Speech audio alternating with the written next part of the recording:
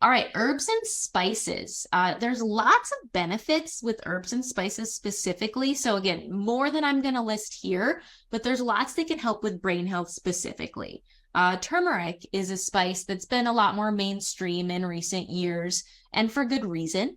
The active ingredient is curcumin, and this can actually cross the blood-brain barrier, meaning that it can directly enter the brain and have beneficial effects on the cells in there.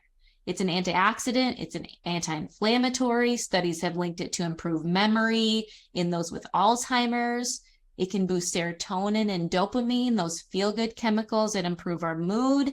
It can also boost a growth hormone that helps our brain cells grow. So lots of interesting things with turmeric and the curcumin. One note, the studies typically are more concentrated supplements. So there's still benefits of using them in regular life and recipes.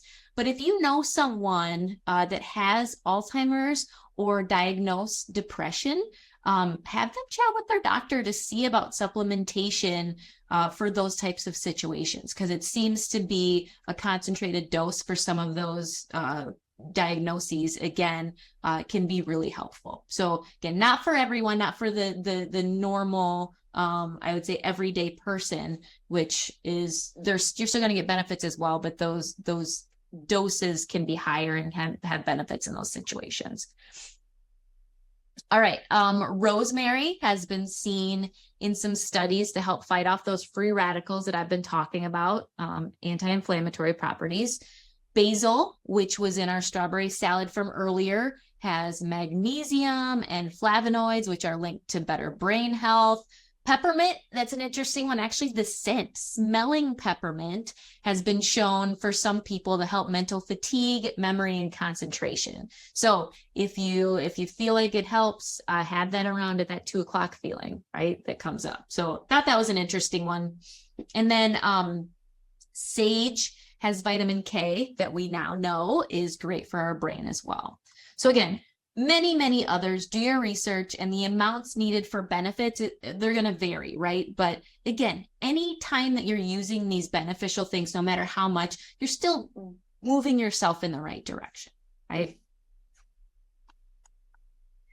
As far as if you're on specific medications and eating some of these foods, or if you're thinking about supplementation, that's always going to be a question for your doctor. Everyone's different as far as what our body needs and what other things may affect it. So please chat with doctor before you're thinking about adding in a bunch of supplements or anything like that. So just got a question on that. So just be mindful of that too. All right, I just want to add in a few miscellaneous. I'm running short of time here. That usually happens. So a couple extra ones here to think about. Eggs, folate, which I've mentioned, is in eggs. A couple B vitamins that are linked to brain health in eggs, B6 and B12. B12 deficiency is linked to depression.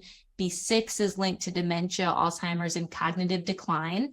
Choline is another micronutrient in eggs that your body uses to make a certain neurotransmitter, which helps regulate mood and memory.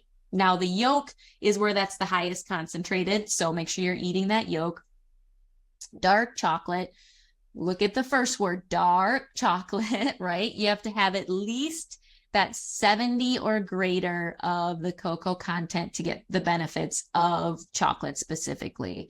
Flavonoids are the main benefit for your brain. I've said this once, but those are actually the antioxidant plant compounds, and they're linked to memory and learning. And so for dark chocolate, we want to keep our amounts to 1 to 2 ounces per day. All right.